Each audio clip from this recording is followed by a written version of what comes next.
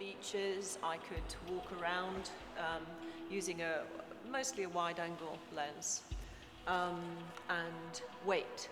I used to wait a long time on these beaches.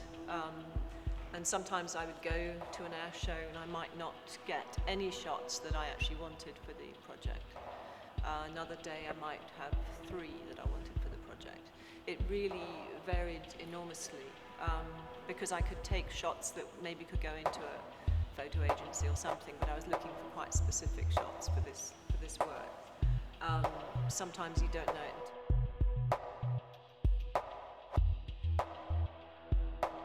So I wanted to be just very responsive and very open, literally just spending time seeing what I felt when I was there on the beaches.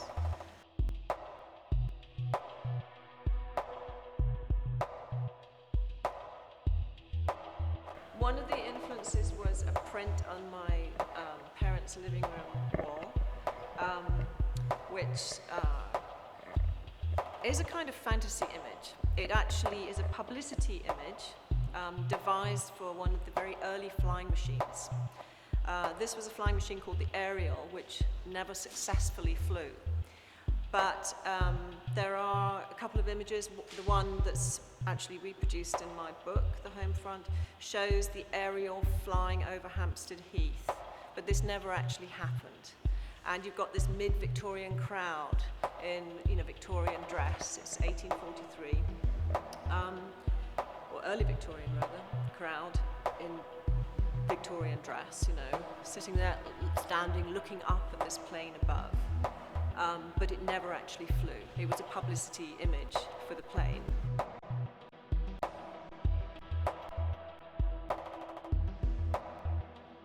Anyway, one day at work in my office at University of Sussex, I went down to the post room and in my pigeonhole, and there was this large package for me. And I opened it up, and there was this amazing, small, framed picture sent to me by curator Pippa Oldfield, which was a shot that she'd found in an antique shop, I think in Bradford, can't remember. And it shows the same plane, the Ariel plane, flying over the pyramids. So it was another publicity shot. And what I was interested in, that got me thinking about questions of spectators, fantasy, obviously air shows, aerial flight. Another inspiration for the project was that I did a book on Kosovo, which is ex-Yugoslavia, where there was many years leading up to a conflict which I documented.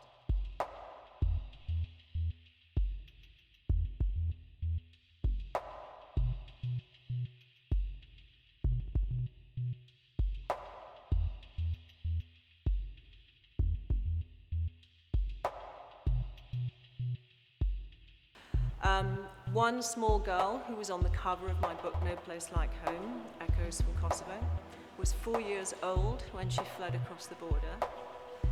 And then she and her parents were airlifted to the UK, and I think they still live in Southport on Merseyside. And Lawada, in her first summer in the UK, was down in Southport when the air show was taking place. And the Red Arrows came over and she was terrified. She was terrified because she'd experienced, strikes by fighter jets in her own homeland in Yugoslavia. So for her, the context of the Red Arrows was very, very different to the context that your family on the day out experience in the air show as entertainment. So this idea of war as entertainment, or war as really threatening and a real terrifying experience, I find that very, very interesting and appalling, really. It's just this idea of context. What is war for one person is entertainment for another. So that really drew me into this whole idea of war as entertainment. Yeah, what you could call a strangely military culture that we seem to have in the UK. Particularly, I've noticed over the last few years, there's a lot of people still going around in military fatigues. There's a lot of that, huge fashion. I'm sure you've all seen it. What's that about? So that drew me to photographing this guy over here. He's watching a Second World War Lancaster bomber, and I'm really intrigued by him. What's his story?